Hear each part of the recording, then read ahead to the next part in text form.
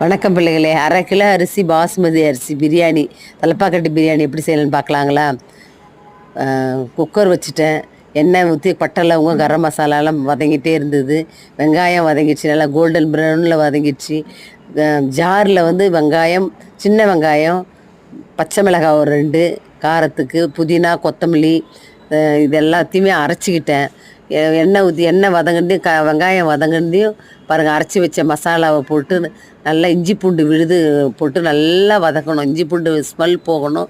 தயிர் போட்டு காஷ்மீர் மிளகாத்தூள் ஒரு 1/2 ஸ்பூனு, 1/2 கிலோவுக்கு 1/2 ஸ்பூன் காஷ்மீர் மிளகாத்தூள் போட்டு நல்லா வதங்கி உப்பு தேவையான அளவுக்கு உப்பு போட்டு நல்லா சிம்மிலே வச்சு நல்லா வதக்கணும். கறி கொஞ்சம் அதிலே பாதி வெந்துடும். அப்புறம் 1க்கு 1 1 டம்ளர் அரிசினா 1 டம்ளர் தண்ணி, அதை 1 டம்ளர் தண்ணி ஊற்றி உப்பு காரமெல்லாம் பார்த்துட்டு லெமன் கொஞ்சம் புழிஞ்சு விட்டு அப்படியே கொஞ்சம் வேக வச்சது பக்கத்து ஸ்டவ்வில் அரிசியை போட்டு வடிச்சிருக்கேன் பாருங்கள். அதை வடிச்சிட்டு அதை கொட்டி ஒரு 5 நிமிஷம் நல்லா அனல் கொஞ்சம் ஸ்பீடாக ஐஸ் ஸ்பீடில் வச்சு நல்லா தண்ணி சுண்டதையும் தம்மு வச்சு ஒரு 10 நிமிஷம் வச்சு மூடி ஆஃப் பண்ணி விட்டுடணும்.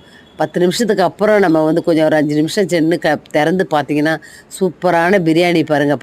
பலன்னு இருக்குது பாருங்கள். இதுக்கு நான் தயிர் பச்சடி, கேரட் சீவி தயிர் பச்சடி வச்சுருக்கேன். அருமையாக இருந்தது பிள்ளைகளே. சூப்பரான பிரியாணி, தலப்பாக்கட்டு பிரியாணி. இந்த மாதிரி ட்ரை பண்ணுங்கள் பிள்ளைகளே, சூப்பராக இருக்கும்.